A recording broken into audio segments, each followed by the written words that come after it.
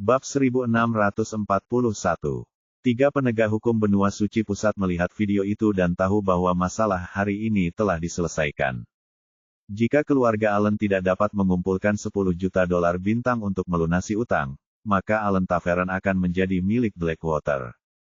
Meskipun mereka tahu bahwa Blackwater itu jahat, apa yang dilakukan Blackwater sejalan dengan aturan.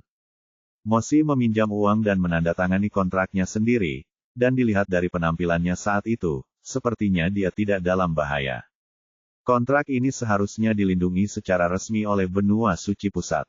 Tidak ada masalah dengan kontrak dan videonya. Wajar saja untuk membayar utang, jadi Anda harus membayar kembali uangnya. Kalau tidak, Anda hanya bisa menggadaikan kedai itu ke Blackwater. Lagi pula, pemilik kedai ini adalah Mossy Allen. Dia meminjam uang dan menandatangani kontraknya sendiri, jadi dia harus bertanggung jawab atas tindakannya, kata penegak hukum itu.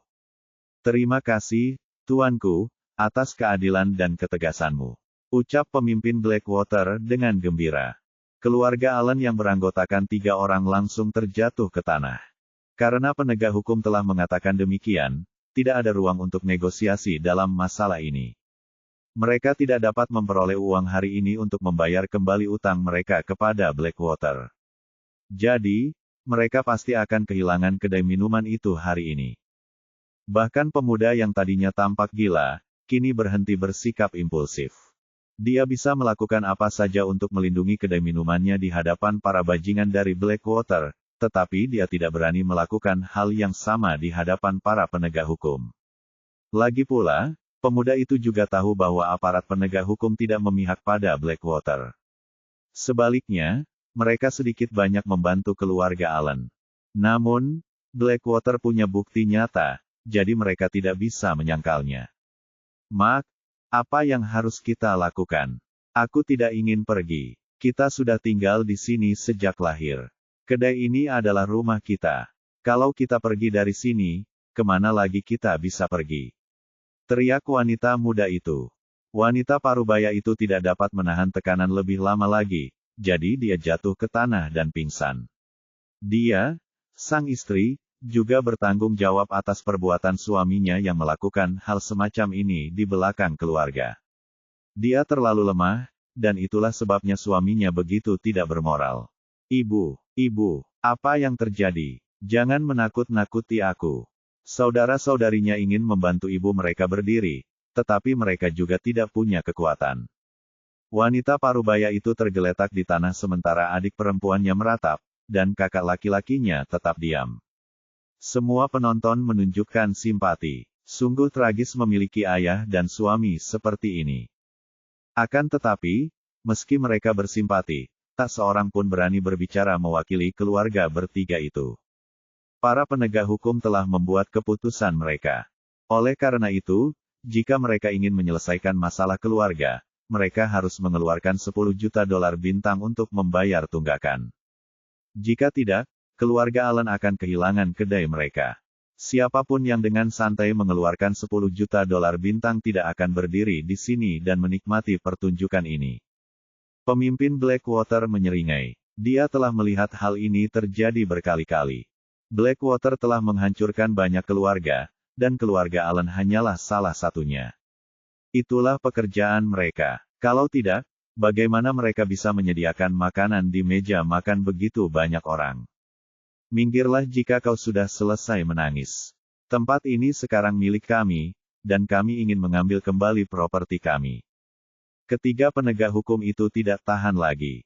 Salah satu dari mereka berkata, cukup. Jangan terburu-buru. Beri keluarga Allen waktu 3 hari lagi untuk mengumpulkan uang. Kalau mereka masih tidak bisa datang setelah 3 hari, Anda bisa meminta mereka pindah. Tuanku, hari ini adalah tanggal jatuh tempo 1 bulan, dan bos berkata bahwa jika mereka tidak dapat membayar, kita harus mengambil alih kedai itu secara paksa. Jangan mempersulit kami, atau kami akan dihukum saat kembali, kata pemimpin Blackwater dengan cepat. Kau tahu betul apa yang telah kau lakukan selama ini, Blackwater. Jangan memaksaku untuk mengawasi setiap gerakanmu. Tuanku, kami adalah perusahaan yang sah, dan kami tidak pernah melakukan hal-hal yang merugikan siapapun. Benarkah? Penegak hukum terkemuka melirik pihak lain. Bab 1642. Tentu saja. Pemimpin Blackwater menjawab dengan kurang percaya diri. Bagaimana kalau kau melakukan ini demi aku? Beri keluarga Allen 3 hari lagi untuk bersiap. Tuanku, saya tidak bisa memutuskan masalah ini, saya harus melapor kepada bos. Kalau begitu cepatlah, kata petugas penegak hukum itu dengan tidak sabar. Baiklah, tuanku, mohon tunggu sebentar. Saya akan segera melapor ke bos. Blackwater berkeliaran di wilayah abu-abu sepanjang tahun sehingga mereka tentu saja paling takut pada penegak hukum. Mereka takut penegak hukum akan menemukan kesalahan mereka. Jika mereka menemukannya, maka semua yang mereka lakukan akan sia-sia. Perkataan penegak hukum itu memberikan sedikit harapan pada saudara kandung itu. Sang ibu tidak dapat lagi menerima pukulan itu dan pingsan. Kalau mereka diusir malam ini, mereka tidak akan punya tempat tinggal malam ini, jadi mereka hanya bisa tidur di jalanan. 3 hari masih terlalu singkat. Mereka tidak dapat mengumpulkan 10 juta dolar bintang dalam waktu sesingkat itu. Setidaknya mereka punya waktu untuk mencari tempat tinggal. David menyaksikan semua ini. Benua Suci Pusat memang merupakan tempat paling makmur di Kerajaan Bintang. Ini memfasilitasi volume transaksi yang sangat besar setiap hari dengan begitu banyak populasi yang mengambang. Meskipun demikian, hal itu masih dikelola dengan baik. David sangat terkejut dengan para penegak hukum ini. Mereka tidak berpihak pada Blackwater yang kaya dan berkuasa, tetapi sebaliknya, mereka berpihak pada warga sipil yang berjuang di lapisan bawah. Ini cukup langka. Akan tetapi, ia tidak mengetahui apakah semua penegak hukum seperti itu, atau hanya sebagian kecil saja yang memiliki rasa keadilan kuat. Jika semua penegak hukum seperti ini, David juga pasti mengagumi orang-orang yang bertanggung jawab di tempat ini. Memang ada sesuatu yang unik yang layak dipelajari bagi semua manusia. Pemimpin Blackwater melaporkan situasi di sini kepada bosnya. David melangkah keluar dari kerumunan dan berjalan langsung ke keluarga Allen. Kemudian dia membungkuk dan menatap wanita setengah baya yang tak sadarkan diri itu. Kedua bersaudara itu menatap kosong ke arah pemuda yang tiba-tiba muncul, tetapi mereka tidak bereaksi untuk beberapa saat. Ketika mereka kembali sadar dan hendak mengajukan pertanyaan, David berbicara lebih dulu, "Ibumu melihat merah," yang kemudian menyebabkan syok. Jika dia tidak dirawat tepat waktu, dia mungkin menghadapi konsekuensi serius. Lalu, apa yang harus aku lakukan? Saudara-saudara itu tiba-tiba panik. Tuan, Anda pasti punya solusi, kan? Tolong selamatkan ibu saya, tolong. Sang adik pun langsung berlutut di hadapan David dan mulai bersujud dengan kasar. Dahinya membentur tanah, menimbulkan suara ketukan yang keras. Dengan lambaian tangan David, suatu kekuatan menghentikannya dari bersujud. "Jangan khawatir, aku akan menyelamatkan ibumu, tapi jangan lakukan ini lagi. Itu akan menghalangiku." "Baiklah, jangan khawatir, Tuan, aku tidak akan menghalangimu lagi." Setelah selesai berbicara, dia melangkah mundur dan menatap David dan ibunya.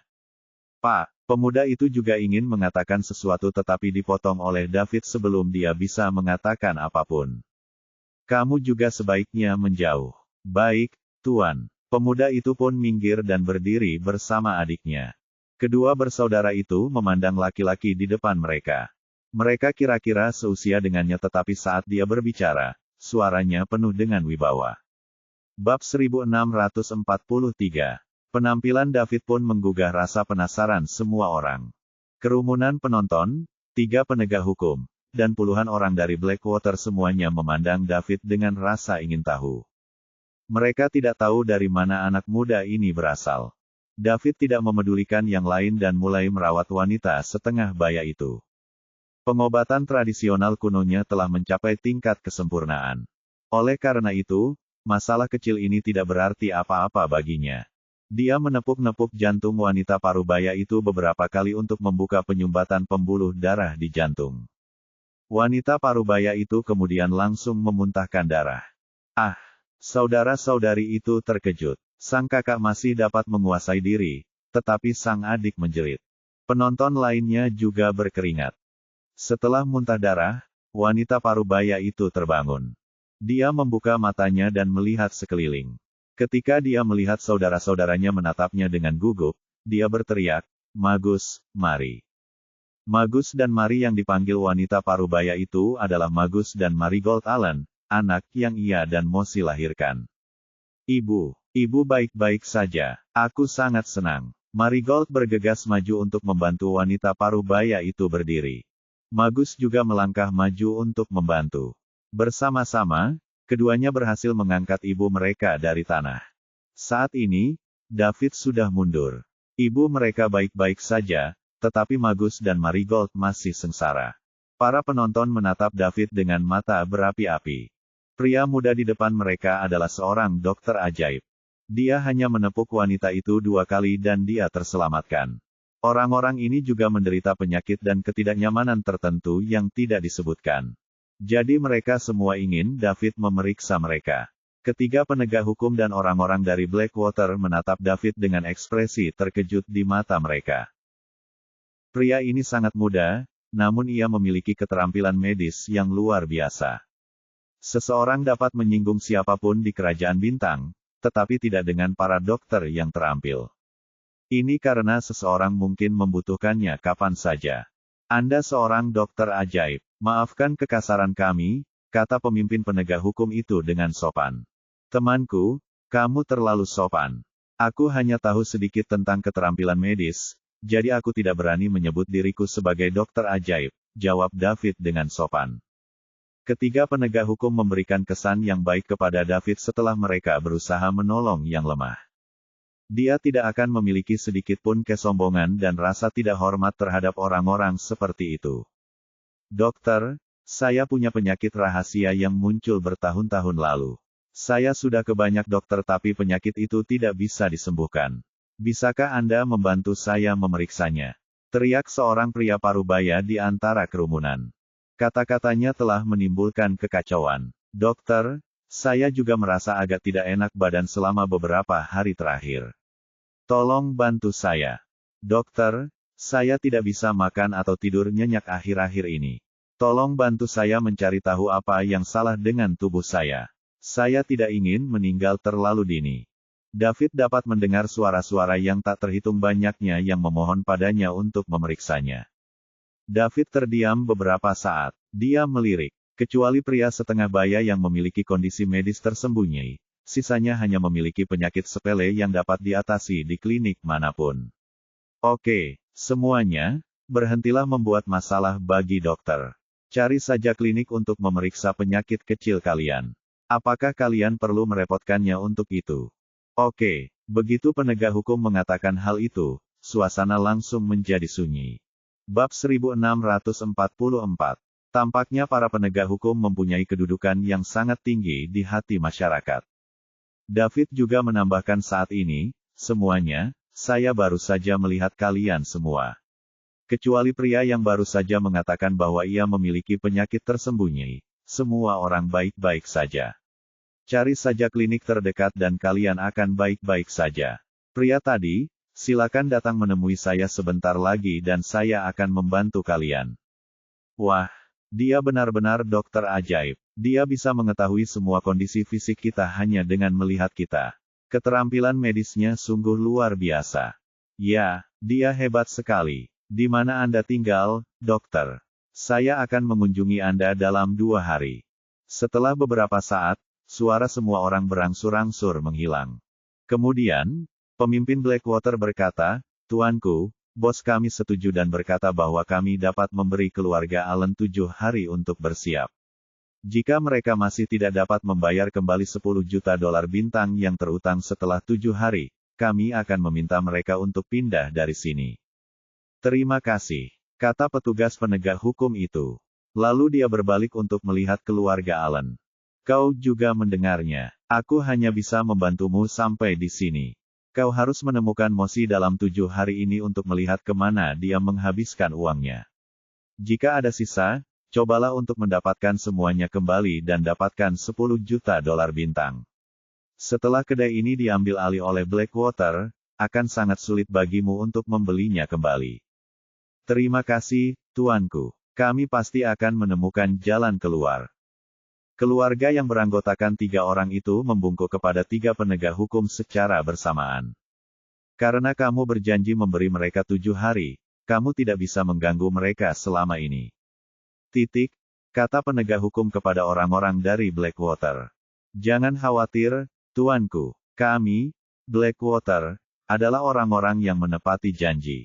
Jika tidak ada yang lain, aku akan pergi dulu. Yang lain juga harus bubar. Tunggu. Tiba-tiba sebuah suara memanggil. Semua orang mengikuti suara itu untuk melihat bahwa itu adalah Dr. David. Apa lagi yang Anda perlukan, dokter? Tanya petugas penegak hukum. Semuanya, kalian harus menjadi saksiku. Keluarga Allen berutang 10 juta $10 kepada Blackwater, kan? Aku akan membayar uang itu. Kalian harus berhenti membuat masalah bagi mereka di masa mendatang, kata David.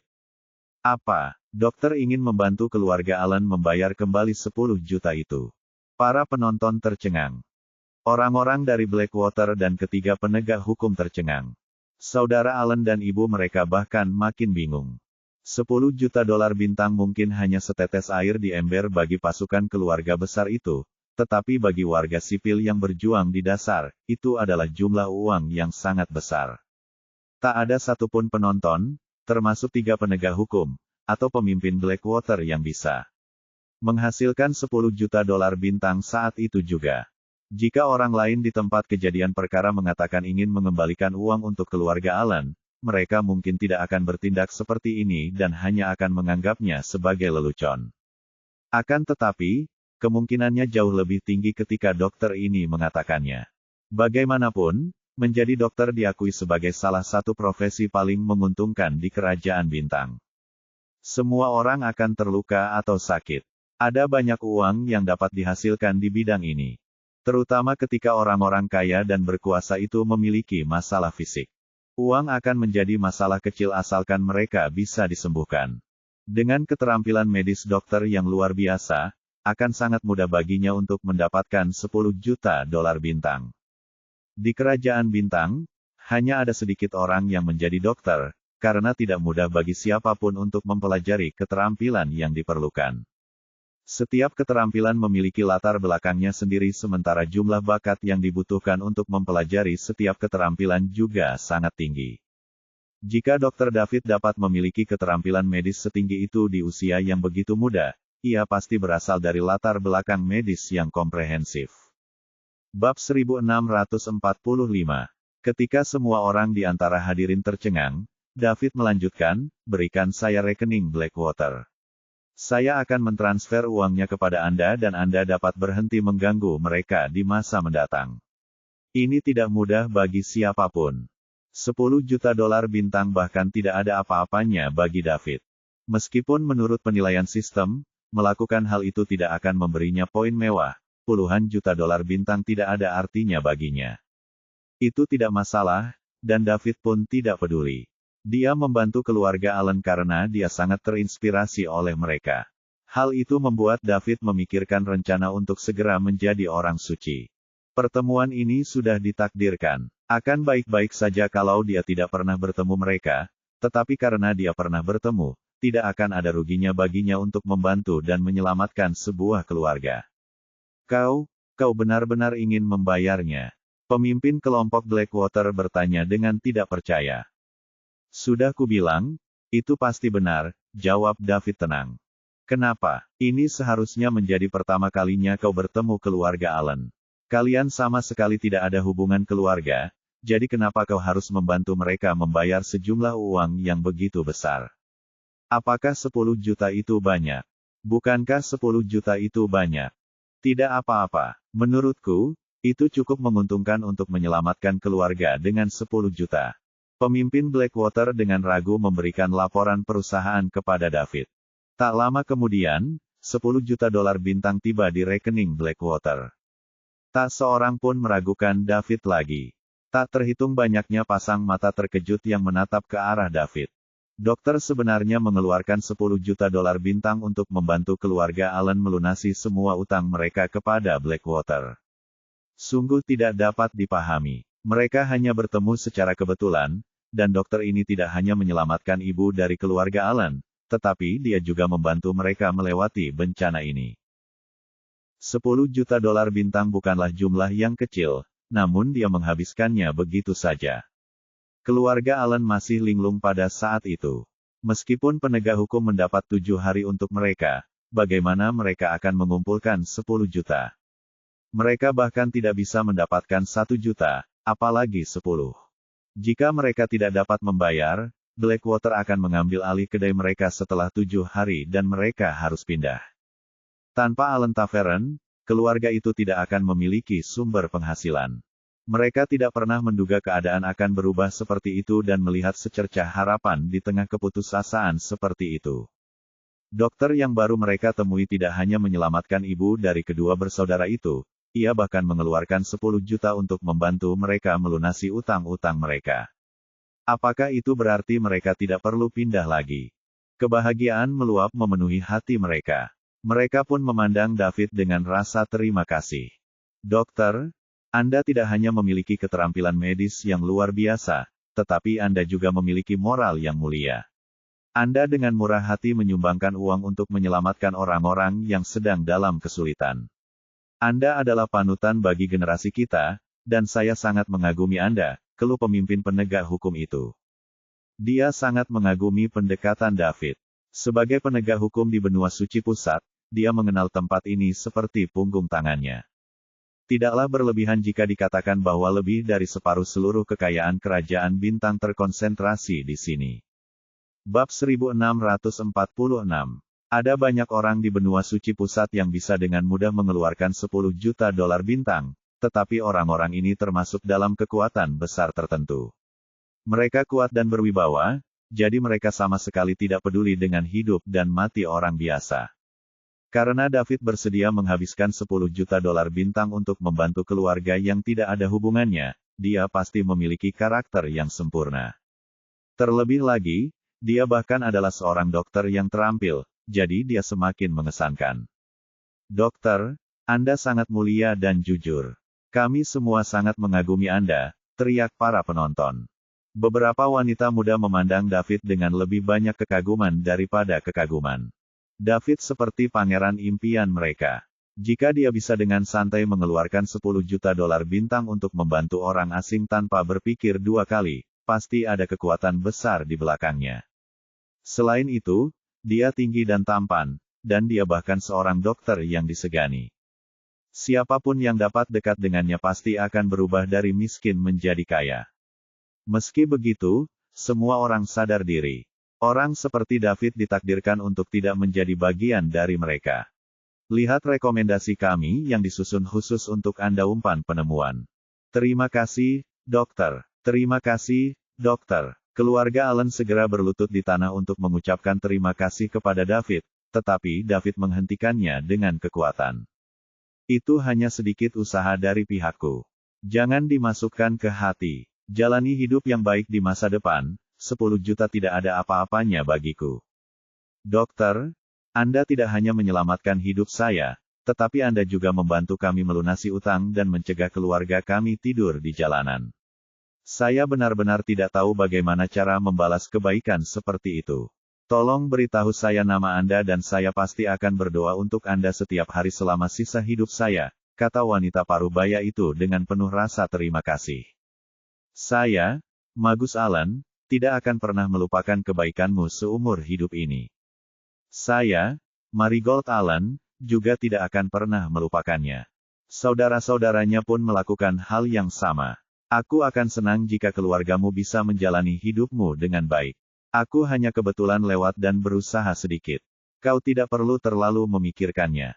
Ini bukan apa-apa bagimu, tapi bagi keluarga kami, ini adalah tindakan kebaikan yang luar biasa. Silakan datang ke kedai minum sebentar dan minumlah anggur yang kami buat. Ini pasti akan meninggalkanmu dengan rasa yang nikmat, Magus mengajak. Tidak, aku masih ada urusan, jadi aku pergi dulu, tetapi sebelum pergi, aku harus mengingatkanmu bahwa karena Mosi telah menggadaikan kedai itu kepada Blackwater, kedai ini bukan lagi miliknya. Kamu dan adikmu menghabiskan 10 juta untuk membelinya kembali, jadi sebaiknya kamu ganti nama pemilik kedai itu. Kalau tidak, jika dia menggadaikannya lagi lain kali, kamu tidak akan seberuntung itu. David bersiap pergi setelah berbicara. Dia telah melakukan apa yang seharusnya dilakukan. Tidak perlu baginya untuk tinggal di sini dan dipandangi. Magus memikirkan apa yang dikatakan David. Itu sangat masuk akal. Karena ayahku bisa menggadaikan kedai minuman, apa yang menghentikannya melakukannya lagi? Saya seharusnya tidak memberinya kesempatan lagi.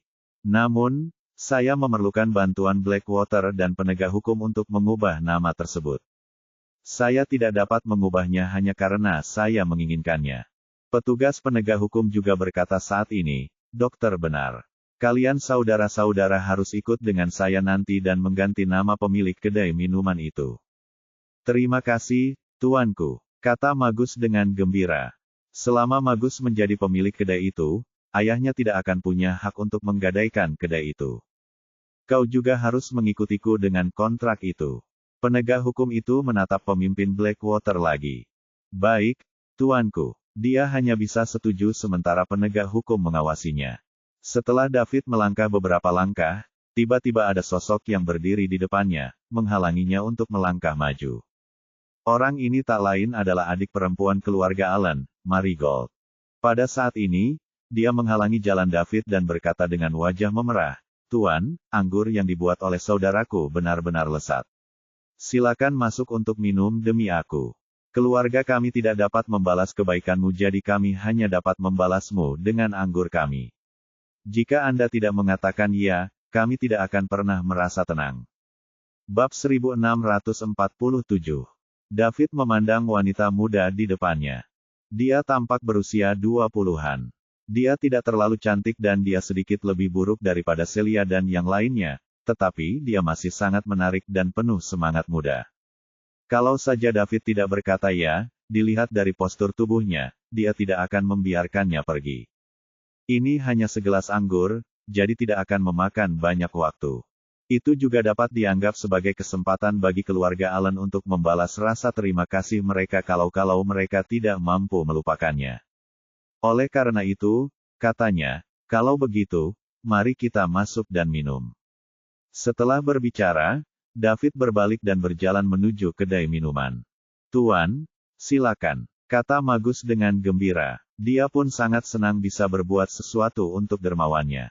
Kemudian, Magus mengundang ketiga penegak hukum itu lagi. Yang mulia, silakan masuk dan minum juga. Biarkan saya yang melakukannya. Kami dengan rendah hati menerima tawaranmu. Mereka bertiga berjalan menuju Allen Tavern bersama-sama. Akan tetapi, mereka datang bukan untuk minum, melainkan ingin berkenalan dengan Dr. David. Ketiga-tiganya adalah penegak hukum paling dasar di benua suci pusat. Di mata warga sipil ini, mereka tampak memiliki segalanya. Namun, hanya mereka yang tahu seberapa besar penderitaan yang mereka alami. Mereka semua ingin naik pangkat. Akan tetapi, keluarganya tidak mempunyai listrik sehingga mereka tidak dapat memberikan bantuan apapun. Pada akhirnya, mereka hanya bisa bertahan di level terendah dan melakukan pekerjaan kotor. Jika mereka dapat mengenal seseorang dengan uang dan latar belakang seperti Dr. David, mereka mungkin memiliki kesempatan untuk maju di masa depan. David dan ketiga penegak hukum memasuki Allen Tavern satu demi satu. Wanita parubaya dan Marigold juga masuk untuk menerima mereka. Baru setelah itu Magus membungkuk kepada orang banyak dan berkata, "Semuanya, karena saya harus menerima dermawan keluarga Allen dan para penegak hukum hari ini, saya tidak akan mengundang kalian semua untuk masuk. Tetapi saya akan mengundang semua orang untuk datang minum dalam 2 hari untuk mengucapkan terima kasih atas dukungan kalian terhadap Allen Tavern selama bertahun-tahun. Terima kasih." Setelah berbicara, dia berbalik dan memasuki kedai. Dia menutup pintu dan menggantungkan tanda yang bertuliskan, "Kami tidak akan menerima tamu hari ini." Kerumunan penonton berangsur-angsur bubar. Pada akhirnya, hanya sekitar selusin orang dari Blackwater yang bertahan di sana. Magus tidak mengundang mereka masuk untuk minum, yang membuat pemimpin Blackwater malu. Dia sebenarnya ingin pergi saja dan mengabaikan perubahan kepemilikan Allen Tavern. Lagi pula, dia yakin Magus akan segera datang memohon bantuannya dalam hal ini. Akan tetapi, Penegak hukum menyuruhnya untuk tetap tinggal sekarang sehingga dia tidak berani pergi. Blackwater akan menderita jika mereka berani menyinggung penegak hukum. Bosnya juga akan mengulitinya hidup-hidup. Karena itu, dia hanya bisa menunggu dengan patuh di luar pintu. Setelah David dan ketiga penegak hukum memasuki kedai keluarga Allen, mereka dibawa ke ruang pribadi yang bersih dan rapi. Marigold pergi menyiapkan makanan bersama ibunya. Tak lama kemudian, Magus membawa setoples anggur tua dari gudang bawah tanah. Kemudian, ia menuangkannya masing-masing untuk David dan ketiga penegak hukum. Aroma anggur tua langsung memenuhi seluruh ruangan. Tuanku, kakekku menyeduh sebotol anggur tua ini dan telah disimpan di gudang bawah tanah selama hampir 100 tahun. Selama ini aku enggan meminumnya. Jika bukan karena kalian semua, Allen Tavern tidak akan menjadi milik kita lagi. Mari, izinkan aku bersulang untuk kalian semua. Setelah Magus selesai berbicara, dia meminum anggur tua di tangannya. Magus, kami tidak berbuat banyak. Semua ini berkat dokter. Jika Anda ingin berterima kasih kepada seseorang, Anda harus berterima kasih kepadanya, kata salah seorang penegak hukum. Yang mulia, Anda tidak boleh berkata seperti itu. Saya telah melihat bagaimana Anda berjuang untuk keluarga Allen. Saya ingin mengucapkan terima kasih kepada Anda dan juga dokter. Magus mengisi lebih banyak anggur untuk dirinya sendiri sebelum mengangkat gelasnya. Hanya sedikit usaha, jangan dimasukkan ke hati. David juga mengambil gelas anggur di tangannya. Denting. Keempat gelas anggur saling bersentuhan, menghasilkan suara renyah. Ketika anggur tua itu masuk ke mulutnya, David merasakan bahwa rasanya memang nikmat. Itu tidak terlalu kuat. Saat berada di mulutnya, aroma anggur langsung tercium ke kepalanya. Bahkan setelah ditelan, aromanya masih tertinggal di mulutnya. Bab 1648. Saat berada di bumi, David sering diajak keluar oleh teman-teman sekamarnya untuk minum. Mereka bilang itu untuk bersosialisasi antar asrama dan semacamnya. Dia akan merasa tidak enak badan setiap kali dia minum. Dia merasa sulit menelan setiap kali ada alkohol di mulutnya. Akibatnya, David tidak pernah suka minum. Namun kali ini, hal itu tidak terasa sama sekali. Dia menelannya tanpa sadar. Setelah menghabiskan satu gelas, David ingin gelas lainnya. Mungkinkah minum semudah itu? Yang mulia, bagaimana anggurnya? Tanya Magus. Sungguh menakjubkan. Ini anggur terbaik yang pernah saya minum. Puji David tanpa ragu. Enak sekali. Kami bertiga belum pernah minum anggur seenak ini. Haha, aku senang asalkan kamu menyukainya. Ayo, kita minum lagi, kata Magus sambil tersenyum lebar. Dia telah berurusan dengan alkohol sejak dia lahir. Dia suka membuat bir dan dia juga suka minum. Dapatkan lebih banyak pengalaman penjelajahan Anda dengan konten custom kami umpan penemuan. Magus tentu saja sangat gembira saat mendengar keempatnya memuji anggur lezat keluarga Allen. Makanan disajikan satu per satu. Kelimanya berbincang sambil makan dan minum dan suasananya sangat harmonis. Ketiga penegak hukum itu ingin berkenalan dengan David, dan David pun mengagumi keadilan dan ketegasan ketiga penegak hukum itu. Magus terus menuangkan anggur. Kelimanya saling bertukar informasi kontak. Mungkin ini pertama kalinya David minum anggur yang begitu lezat, jadi ia ingin minum lebih banyak lagi. Setelah minum selama 3 putaran, ketiga penegak hukum itu berdiri dan mengucapkan selamat tinggal. Mereka masih memiliki tugas resmi yang harus dilaksanakan. Tujuan mereka datang ke sini juga untuk mengenal David. Sekarang tujuan mereka telah tercapai, mereka harus pergi. Anggur itu sama sekali tidak akan berpengaruh pada 3 penegak hukum alam semesta. Magus mengusir ketiganya keluar dari bar. Kedua pihak sepakat untuk mengubah kepemilikan kedai dari Mosi ke Magus besok. Pemimpin Blackwater menunggu di luar kedai untuk waktu yang lama, tetapi penegak hukum memintanya untuk kembali besok dengan kontrak. Dia kesal. Kamu penuh dengan anggur dan makanan. Tapi aku masih lapar sekali. Sekalipun dia marah, dia tetap akan datang besok. Dia tidak mampu menyinggung penegak hukum. Sekalipun lawannya adalah penegak hukum paling dasar, dia tetap tidak mampu menyinggung mereka. Di dalam Allen Tavern, David meminum sisa anggur bersama Magus. Ini adalah minuman terbaik yang pernah diminumnya. Magus, aku sudah selesai minum jadi sebaiknya aku pergi. Aku hanya melakukan sedikit kebaikan padamu. Aku sudah minum begitu banyak jadi kita tidak berutang apapun lagi. Jangan merasa kau berutang apapun padaku di masa mendatang. David berdiri dan berkata. Tuan Liddell, jangan berkata begitu. Tanpa Anda, kami tidak akan bisa mempertahankan Allen Tavern. Bagaimana kebaikan yang begitu besar bisa diimbangi dengan minuman? Magus berdiri cepat dan berkata. Kita berteman, bukan? Tentu saja, merupakan suatu kehormatan memiliki teman seperti Anda, Tuan Liddell. Karena kita berteman, jangan terlalu khawatir. Teman seharusnya saling membantu. Baiklah, aku pergi. Mulai sekarang, kamu akan menjadi pilar keluarga.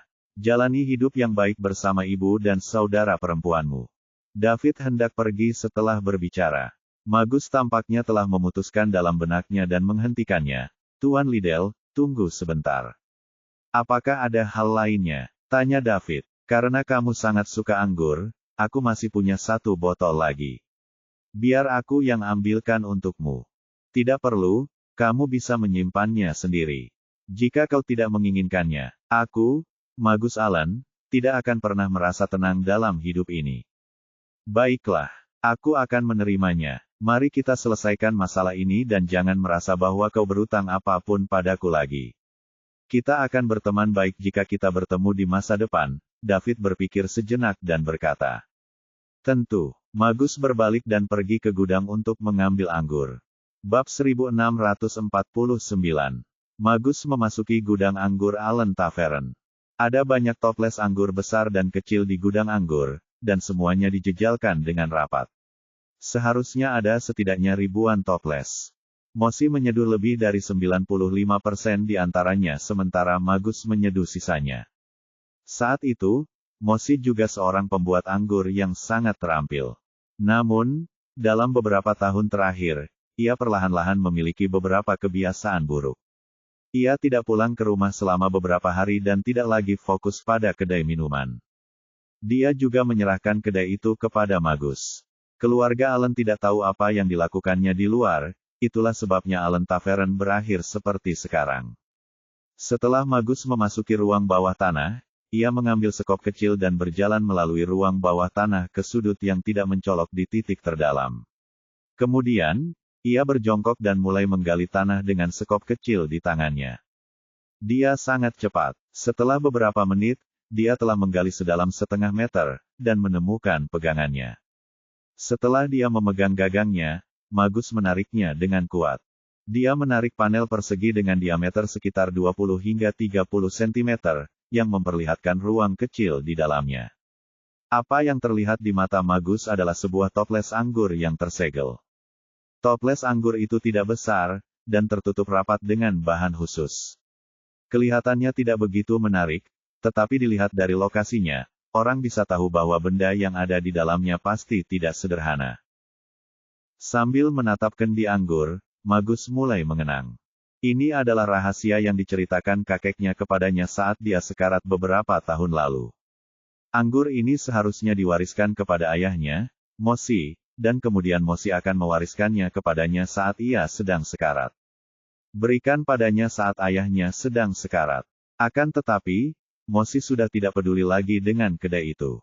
Dia selalu menganggur, berangkat pagi-pagi sekali dan pulang larut malam. Kadang-kadang, dia bahkan tidak kembali selama 2 atau 3 hari sekaligus. Akibatnya, guru tua keluarga Allen memberitahu Magus rahasia itu secara langsung, melewati 1 generasi. Menurut kakek Magus, kendi anggur ini adalah anggur berkualitas yang diwariskan secara turun-temurun oleh leluhur keluarga Allen. Usia pastinya tidak dapat ditentukan, tetapi mereka tahu bahwa benda itu sudah ada sejak lama. Saat itu, keluarga Allen merupakan keluarga besar dan mereka menghususkan diri dalam pembuatan anggur untuk pasukan besar. Anggur yang mereka buat saat itu tidak sama dengan yang sekarang. Mereka berada di level yang benar-benar berbeda. Semua orang tahu bahwa hal terpenting dalam pembuatan anggur adalah bahan bakunya. Semakin berharga bahan bakunya, semakin baik pula anggurnya. Guci anggur ini mungkin merupakan sisa dari masa itu.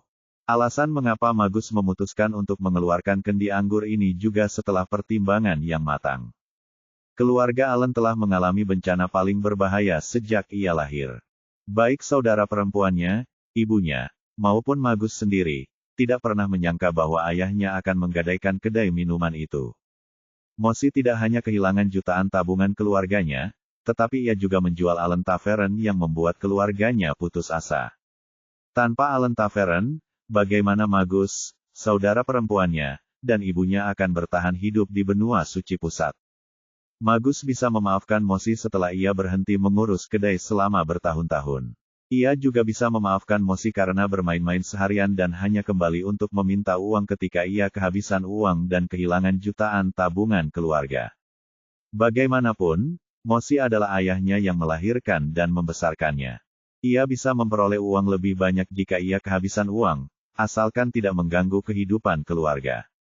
Akan tetapi, Magus tidak dapat menerima atau memaafkan Mosi karena menggadaikan kedai minuman itu kepada Blackwater tanpa mempedulikan konsekuensinya.